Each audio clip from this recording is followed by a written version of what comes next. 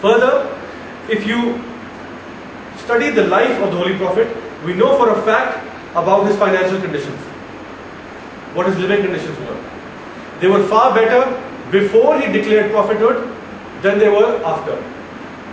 According to a hadith from Hazrat Aisha radhiyallahu anha, the wife of the Holy Prophet, she mentioned to her nephew that months would go on, sometimes 1-2 months would go on, where we would just live on water and dates, and we would not light a fire in our house, meaning we would not eat cooked food. We just lived on water and dates, and sometimes a generous Ansar would give us goat milk, which we would drink. So this was his living condition. It is a further hadith from Hazrat Abu Zar radhiyallahu anhu and Hazrat Abu Huraira radhiyallahu anhu, who mentioned that whatever the Prophet received as gifts or provisions for the future, he spent it in the way of Allah, in charity, giving it all to the poor and the needy. He never kept anything with himself. He never had to pay zakat because he never had anything in excess. So whatever he had, he gave. His lifestyle was not like that, where he was collecting riches and money. Not at all. He was a person who used to milk his own goats. He used to mend his own clothes.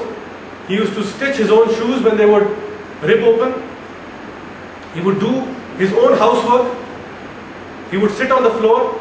He loved to sit with the poor and share a meal with them if they offered him.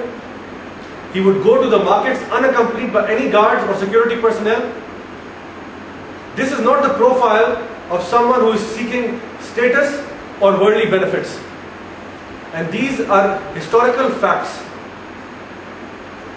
Several times throughout his life, the Holy Prophet was tempted, asked by others, offered money, women, land, wealth, leadership in exchange for giving up his prophethood, giving up his mission.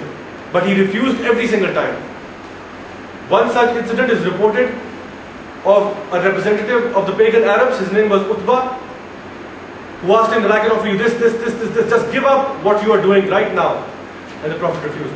Even the Prophet's uncle, Abu Talib, came to the Prophet and said, give up this claim of prophethood and we will make you the richest man in Arabia, the leader of Arabia. And the Holy Prophet said, oh my uncle, if they put the sun in my right hand and the moon in my left, I will not give up this mission until I die. This is not the profile of someone who is doing it for worldly benefits, believe me.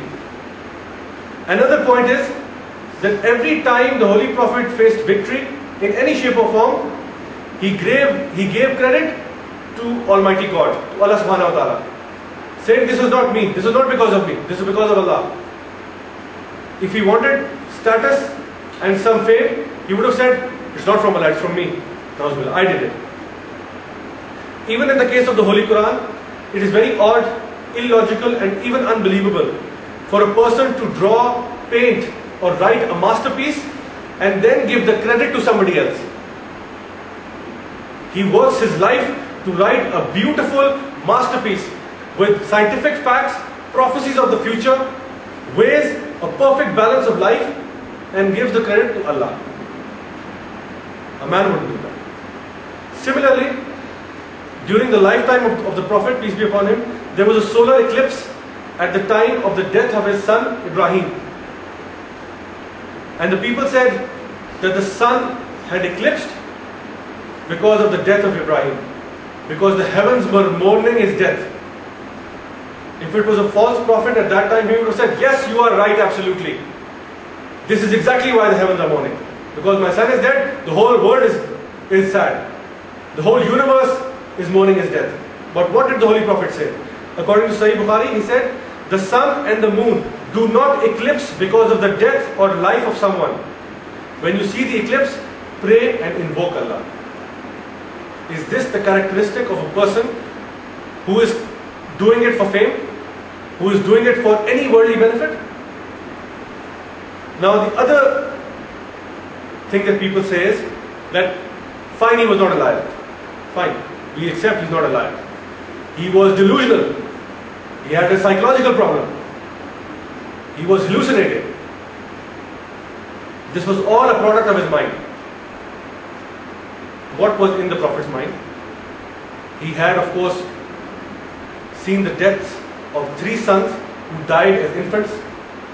All his daughters died except one before him. These should have caused him immense grief. Imagine, this book, if it was the product of a man's mind, surely something of this would have been mentioned in the Holy Quran. Something of this.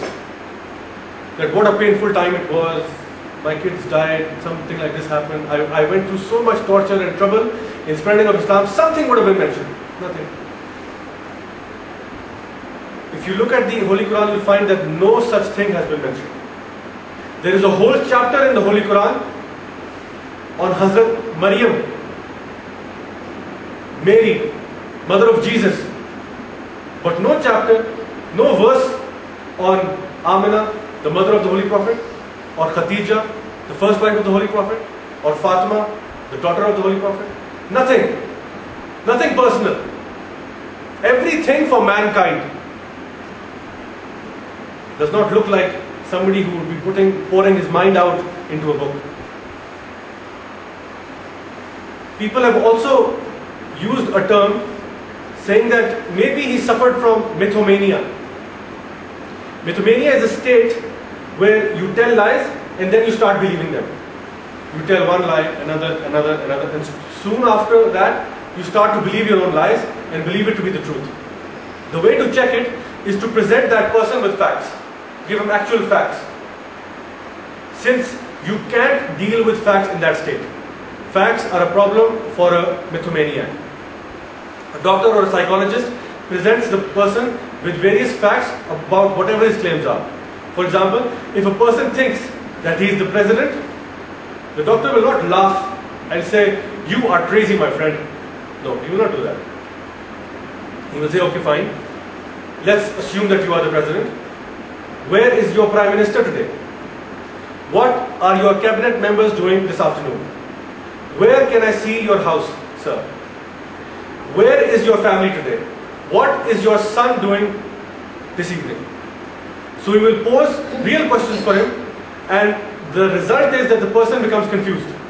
And he starts to give one excuse after the other. I think it's my cabinet members, well, they said this, and my family. He becomes confused. He doesn't know what to say. He might answer one question right, but the rest he will be very confused. So he starts to make excuses until he realizes that he is delusional. Until he realizes that he is not in fact the president. It seems, however, that the people who are making these false claims against the Prophet, peace be upon him, are in fact the ones suffering from mythomania.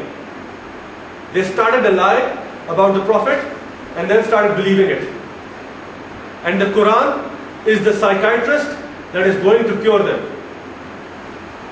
The repeated attitude in the Holy Quran is, do you say such and such?